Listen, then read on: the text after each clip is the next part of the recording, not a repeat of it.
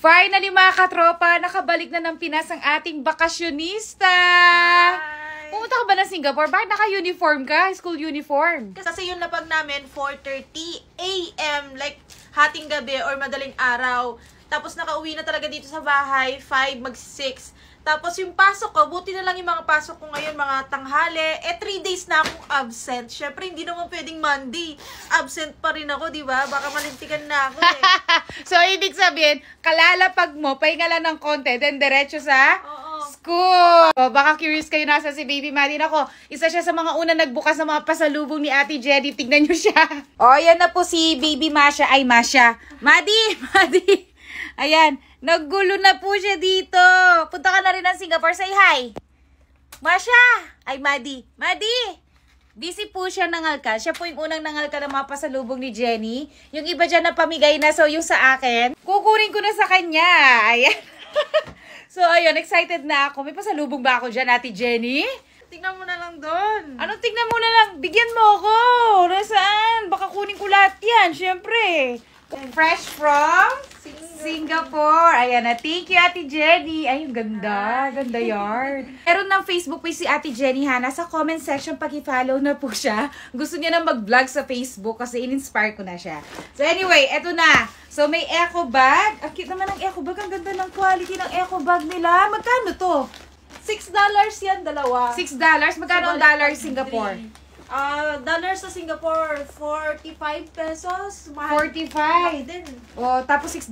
Oh, mahal din, So, no? So, kumbaga parang yung- almost 300. Next, ito, ano to? Eco bag rin? T-shirt. T-shirt. Magkano to? I love Singapore. Alam mo, $10 din. $10 yun. to? Tatlo naman. Ah, okay. Kasi yung pwede quality na.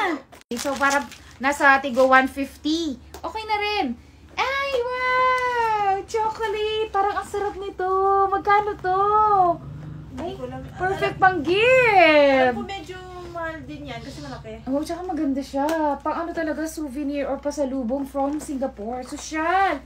Sa chocolate nila, kahit talaga mga locals na chocolate, talagang Kahit gawa sa Singapore, Oo, quality. Hindi ka tulad dito. I mean, Oo. sa Pilipinas, kapag bumili ka ng chocolate na, hindi masarap. Oh, so kaya pala wala kayong binili ng alam kong brand na sikat.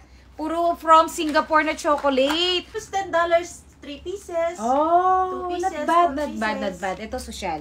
Sa mga Next. mag-Singapore, ito yung tip ko sa inyo ha. Kapag nag-Singapore kayo, gusto nyo bumili ng mga pasalubong, pumunta kayo dun sa Chinatown, MRT. Doon sobrang mura. Like, nagulat ako, $1 lang. Neto, gusto ko to. Merlion din. Perfecto. Maliit na mirror. Ito, pang zoom in. Ito, yung normal na mirror, no? Oo nga, ang ganda nito. Magkano to? I like it. Kalimutan ko naman. Ang ganda ng packaging niya. Okay, marami-raming pasalubong nito, ha? Mapapasana all ka. Okay, I love Singapore na keychain. Ganda. Thank you. Tapos, another chocolate ulit. Singapore. Then, ito mga, ayan, meron din, ano to? Another keychain. Merlion. Then, mga, ay, wow, may ref magnet tayo. Ref magnet! Ang sosyal. Ang daming pasalubong, ha? Thank you!